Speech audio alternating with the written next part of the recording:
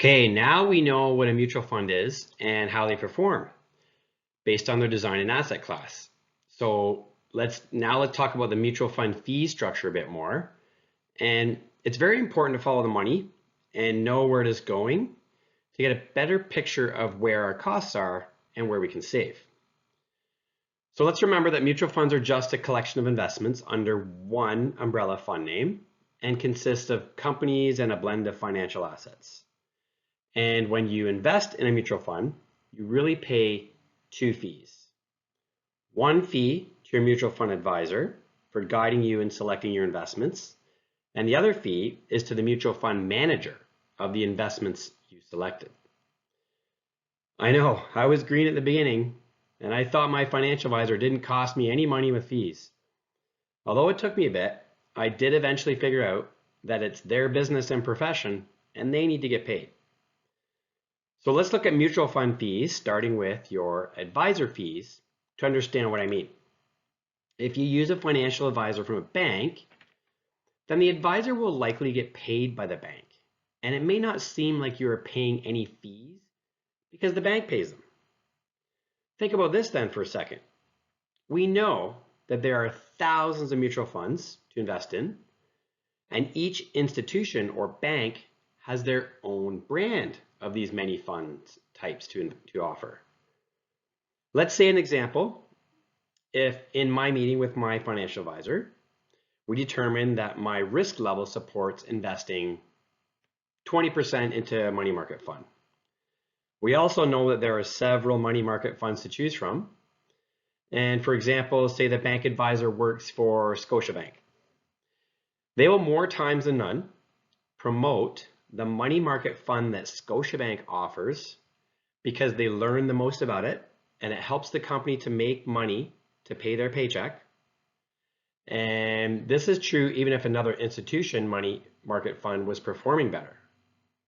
As a client or customer, you really need to ask yourself if that would benefit your investment gains in the big picture of things.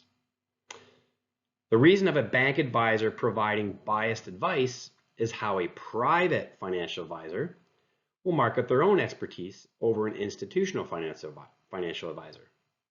A private financial advisor should not be obligated to select funds from a specific bank or institution that would pay their paycheck.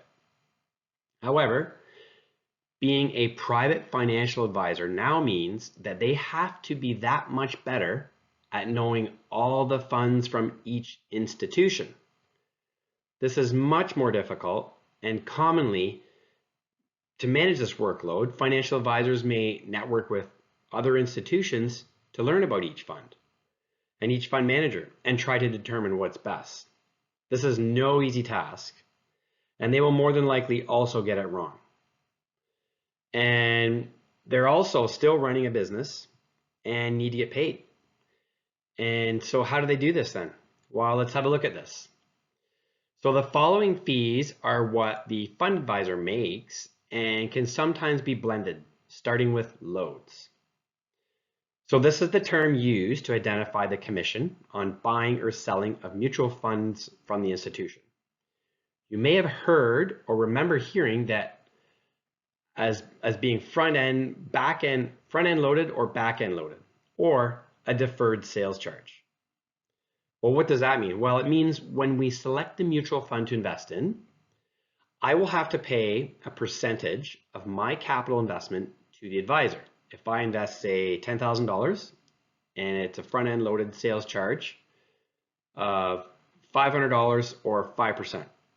If it's back end loaded sales charge, then I pay my sales charge when I sell my investment to get out and back into cash. This can be much more lucrative of a fee if the investment does well or if the advisor decides to make several changes to my portfolio. Because each time they make a change to a different fund, I pay fees. So consider my $10,000 investment turns into $30,000 in 20 years time, and then my 5% charge of back-end sales charge now becomes $1,500, 5% of the 30 grand. I don't believe these back-end loaded fees happen too much anymore. And there's also a deferred sales charge load fee, which is more commonly used, at least in my experience. And this type of load fee means that if you sell out of the investment before a minimum required time of being invested, say 7 years, then the sales charge or load fee is waived or buried into the investment costs. And mutual funds also have what's called a hidden load fee, which can be an additional fee and may be charged if a load is not chargeable. This just sounds so shady. If you just Google mutual fund hidden fees, then you'll see there are a lot. There's also fees called an exit or redemption fee. And this is a very small fee charged for a sale of mutual fund. And this is surprisingly additional to the back-end load fee, if you thought that was what that would be. I didn't believe it existed until I sold all my mutual funds to cash so I could take control of my own funds in an online brokerage trading account. Let's just say that process, there were sufficient delays, not much cooperation, and several fees to pay back, and I did not have any back-end sales charges for my investments. They were mostly front-end loaded and deferred sales charges. But I can tell you, it has been one of the best financial decisions I have made yet.